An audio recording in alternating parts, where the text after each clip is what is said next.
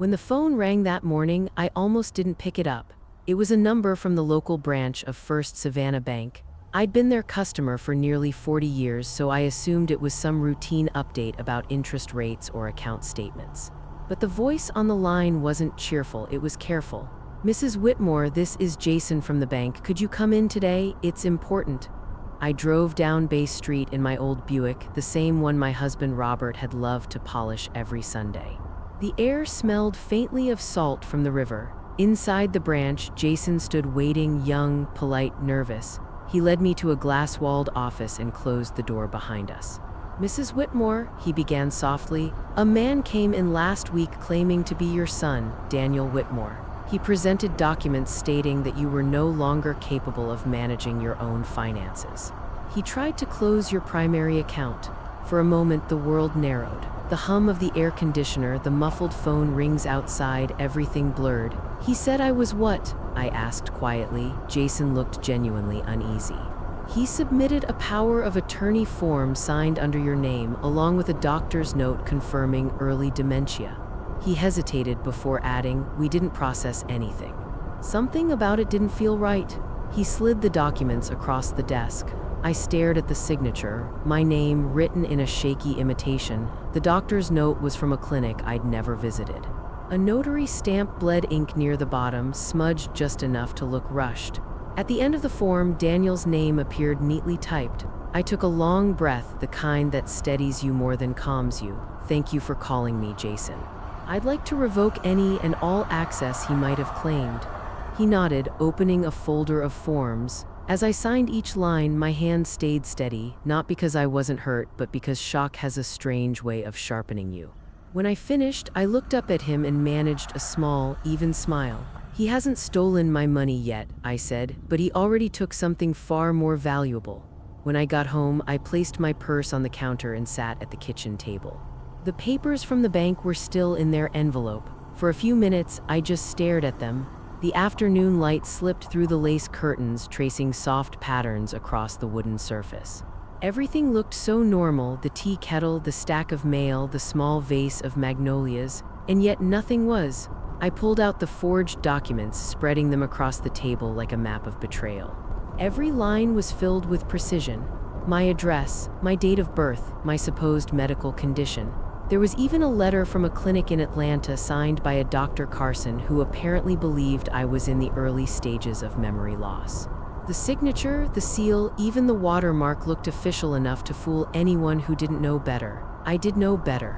My eyes landed on Daniel's name again, printed neatly at the bottom.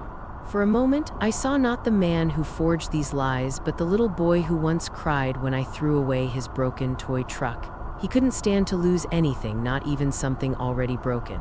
Maybe that's what this was. His grown-up version of refusing to let go. I folded the papers carefully and slid them back into the envelope. Then I reached for the phone and called Jason again. "Please make sure my account is flagged," I told him. "No access for anyone but me, no matter what name they bring." He promised to do so. After I hung up, I sat in silence, listening to the faint creaks of the house. Robert built these walls to last. I wondered if he ever imagined the person we loved most would try to tear them down. I brushed my hand over the table and whispered, "Not yet, Daniel, not ever." The next morning, I brewed coffee the way Robert liked it. 2 scoops, no sugar strong enough to wake the dead. I needed it. The night before, sleep had been impossible. Every time I closed my eyes, I saw Daniel's name beneath that forged signature. My son, the boy I raised with everything I had, now trying to erase me with a pen stroke. After breakfast, I walked to the hallway cabinet and unlocked the bottom drawer. Inside was a box filled with old checkbooks, receipts, and faded bank statements. I carried it to the dining table, dust rising like ghosts of all the times I'd helped him. Then I began sorting through them one by one. The first check I ever wrote for Daniel was for $75, his high school football trip to Jacksonville. Then came the college tuition, the first apartment deposit, wedding expenses. A car loan I paid off when he hit a rough patch. The list went on: medical bills, credit card debt, therapy after the divorce, and a second car when Melissa said she needed something safer for the baby. I began writing the amounts in a notebook, a habit I'd kept since my teaching days. Numbers don't lie, even when people do. By the time I reached the last page, the total read $389,450. And that wasn't counting the groceries, the holidays, or the times I quietly slipped him cash so he wouldn't be embarrassed in front of his wife. I set down the pen and stared at the total. It looked unreal, like someone else's life. I had given him more than money, I'd given him forgiveness. Over and over, each check a small apology for loving him too much. For the first time in years, I felt something inside me shift. It wasn't anger, it was clarity. This wasn't about losing money. It was about finally realizing what I'd been paying for all along, peace I never received. By noon, I'd made up my mind. I wasn't going to cry, and I wasn't going to call Daniel. I was going to call someone who understood consequences. Caroline Hartman had been our attorney for years. She helped Robert and me set up our wills after his first heart attack, and I trusted her more than anyone outside the family. When she picked up, her voice was steady as always. "Helen, it's been too long." "What's going on?" "I need to change my will," I said simply, "and revoke every power of attorney that has my son's name on it." Caroline didn't ask for details. She must have heard the tone in my voice, the kind that comes from the end of patience, not the start of grief. "Come by this afternoon," she said. "I'll clear my schedule." At her office, she listened as I told her everything, the forged signature, the doctor's note, the fake story about dementia. She took notes in her tidy handwriting, pausing only once. "Do you want to press charges?" she asked. "Not yet," I replied, "but I want protection." She nodded. "We can revoke everything immediately. And I assume you want to adjust the inheritance." "Yes," I said. "My granddaughter Grace will be the new beneficiary. Set up a trust in her name. She's the only one who still visits because she wants to, not because she's keeping score." For the next hour, we went through documents, signatures, and legal jargon. When it was done, Caroline gathered the papers neatly and smiled. "You've taken back control, Helen. That's no small thing." Outside, the air felt lighter than it had in days. I stood on the sidewalk, looked up at the bright Georgia sky, and whispered to myself, "Let him call me weak now." 3 days passed before Daniel called. The first 2 times, I ignored the ringing. On the third, curiosity won. "Mom," his voice came through soft, almost rehearsed. "I think there's been some confusion. The bank must have mixed up the paperwork." I stayed silent. He sighed dramatically. "Melissa and I were just trying to make sure everything was handled in case something happened to you. You know how forgetful you've been lately." My grip on the phone tightened. "Forgetful?" I said. "You mean the kind of forgetful that lets me sign every tuition check and pay every bill you ever sent my way?" He chuckled awkwardly. "Mom, please, let's not get emotional. We're family." Family, the word landed heavy. "You forged my signature, Daniel." "That's not how it happened," he said quickly. "Melissa had a friend at the notary office. Maybe the form got mixed up. Look, we'll fix it.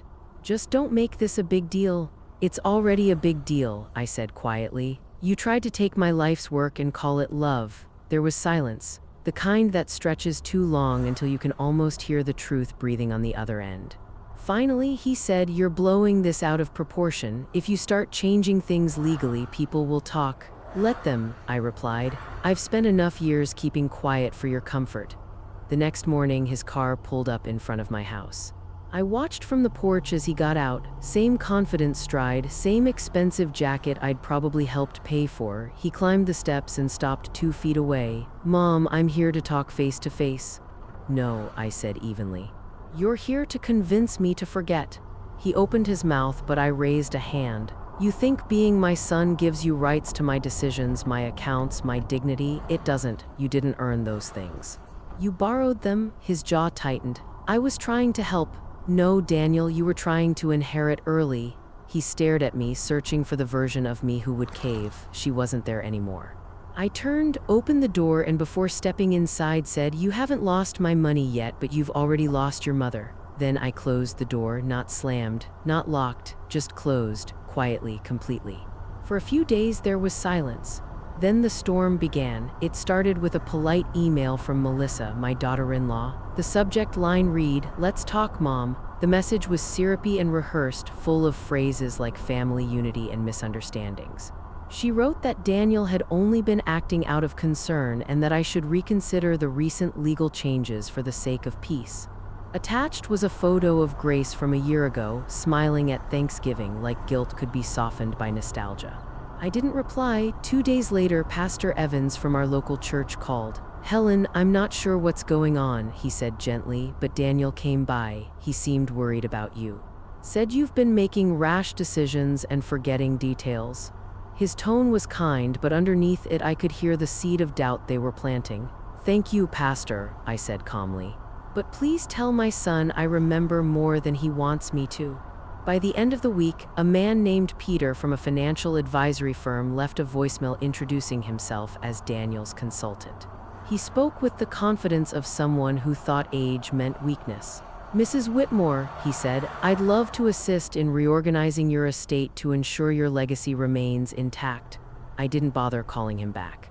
Instead, I forwarded the message to Caroline. She replied with 3 words, "Let me handle it." That weekend at church, I noticed the glances, the whispers that stopped when I turned. It didn't hurt the way I expected.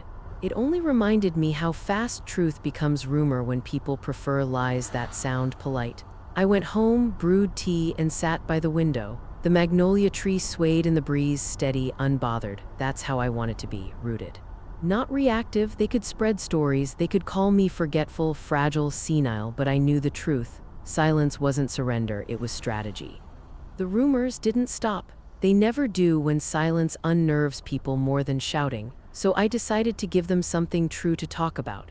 On Monday morning, I called the Savannah Public Library and asked to reserve their community room for Wednesday evening. "Is this for a book club?" the woman on the phone asked. "No," I said, "it's for a story, mine." I printed a small stack of flyers on my old home printer, black and white, nothing fancy. Wednesday, 7 p.m., a quiet retelling by Helen Whitmore, free and open to all. I left a few at the coffee shop, the florist, and even one on the church bulletin board. Then I waited. When the night came, I wore my navy dress and Robert's old pearl brooch. The library lights were warm and soft. A few rows of folding chairs filled quickly. Neighbors, church members, a woman from the grocery store, even 2 young girls holding notebooks. And in the back near the exit stood Melissa. No Daniel, of course not. He never faced what he started. I stepped to the front. No microphone, just me and a small podium. "Good evening," I began. "My name is Helen Whitmore. I've lived in this town for 56 years. I'm not here to ask for sympathy or to gossip. I'm here to tell you the truth because it's been told for me long enough." The room quieted. I told them about the forged documents, the fake doctor's note, and the attempt to declare me incompetent. I spoke of my son's entitlement, my silence, my mistake of confusing help with control. My voice didn't shake. It had been waiting too long for this. When I finished, I looked straight at Melissa. "If protecting myself is called betrayal," I said, "then I suppose I finally learned how to betray correctly." No applause followed, just stillness. The kind that means people are thinking. When it ended, a few came forward, touched my hand, said nothing. Grace hugged me last. "You look taller tonight," she whispered. I smiled. "That's what happens when you stop bowing." A week passed after the library reading, and the town settled into a strange quiet. The whispers faded. The pitying looks turned into nods of respect. But I knew Daniel and Melissa well enough to recognize silence as planning, not peace. It came in the mail one Thursday afternoon, a thick white envelope marked confidential. The return address read Whitmore Associates, a firm Daniel had worked for years ago. I made myself a cup of tea before opening it. The smell of bergamot steadied me. Inside was a neatly typed letter. "Dear Mrs. Whitmore," it began. "In the interest of preserving family dignity, we propose the following. You agree to dissolve the trust in Grace's name and reinstate the previous distribution of your estate. In exchange, we will cease all legal inquiries and refrain from further contact." It ended with their signatures, not a lawyer's, just Daniel and Melissa's, side by side, like a pair of signatures on a receipt for shame. I read it twice. Then a third time. Every word was soaked in manipulation disguised as respect. They weren't asking for reconciliation, they were demanding silence. My silence. I pulled out a small card and wrote only 2 lines. "No. My dignity was never yours to negotiate." I sealed it in an envelope, stamped it, and left it on the hall table for Grace to mail when she next visited. That evening, as the sun sank behind the magnolia tree, I felt something new.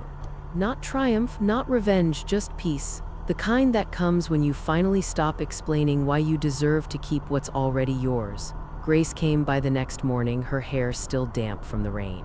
She brought muffins from the cafe downtown and sat at the kitchen table with the same wide eyes she'd had as a child. "They're quiet," she said. "Too quiet. Dad unfriended me, deleted every photo of us." I poured her a cup of tea. "Let him delete," I said gently. "We still have memory." She gave a small, shaky laugh. "He says I'm choosing sides." "You're not choosing sides," I replied. "You're choosing truth. There's a difference." For a moment, neither of us spoke. The house was filled with the smell of tea and rain, the kind of stillness that feels earned. Grace stared down at her mug. "Do you ever regret it?" she asked. Standing up like that, making it all public, I thought about the night at the library. The faces, the hush, the freedom of saying things out loud that had been rotting in silence. "No," I said finally. "The only thing I regret is waiting so long to stop apologizing for being right." Her eyes glistened. She reached across the table and squeezed my hand. "I'm proud of you, Grandma." That word still made my throat tighten. I squeezed back. "I'm proud of you too, Grace. You didn't ask for money, you didn't ask for power, but you stayed. And that's worth more than both." Before she left, I gave her the sealed envelope with my reply to Daniel's letter. She looked at it, then at me. "You're sure about this?" "Completely," I said. He wanted a response. He'll get one. Just not the one he expected. When she drove off, I stood by the window, watching her car disappear down the wet road. For the first time in a long while, I felt light, not because I'd won, but because I'd finally stopped losing. Days turned into weeks and the world moved on as if nothing had happened. But inside my small red brick house in Savannah, everything had changed. The quiet no longer felt heavy, it felt earned. Like the kind that settles after a storm that has finally spent itself. The mailbox stayed empty for days. No letters, no lawyers, no more claims to family dignity. I watered the garden, read the newspaper, and let life shrink back to ordinary size. On Sunday morning, Grace arrived with cinnamon rolls, still warm from the oven. We ate them in the kitchen with the window open, the air soft with the smell of rain and sugar. "They've stopped calling," she said. "Completely? Good," I answered. "Let the silence do the talking for once." She looked at me for a long moment. "Do you think he'll ever come around?" I smiled faintly. "Maybe, but I won't wait for it. Waiting was how I lost most of my peace." She nodded slowly. "You're not angry anymore." "No," I said. "Anger takes energy. I'd rather spend mine living." Before she left, she hugged me tight, the kind of hug that feels like an answer to every unasked question. "I love you," she whispered. "I know," I said. "That's why you'll be fine." After she drove away, I sat by the window with my tea and opened my notebook. Its last page was still blank. I wrote one final line: "Let the silence you choose be the peace they never gave you." I tucked the notebook beside the trust papers and closed the drawer. Outside, the magnolia tree had lost most of its blossoms, but the few that remained held on stubbornly against the wind. I thought of Grace, of Caroline, of every woman who had ever been told she was too old to matter, too gentle to fight, too quiet to win. Maybe this story wasn't about revenge at all. Maybe it was about reclamation of dignity, of self, of voice. And if anyone out there needed to hear it, I'd tell them this: you don't owe anyone your silence. You don't owe anyone forgiveness that comes chained to fear. It's never too late to stand your ground. And sometimes the quietest victory is simply refusing to bow. If this story meant something to you, share it. Someone out there might still be waiting for a sign that it's time to stand up too.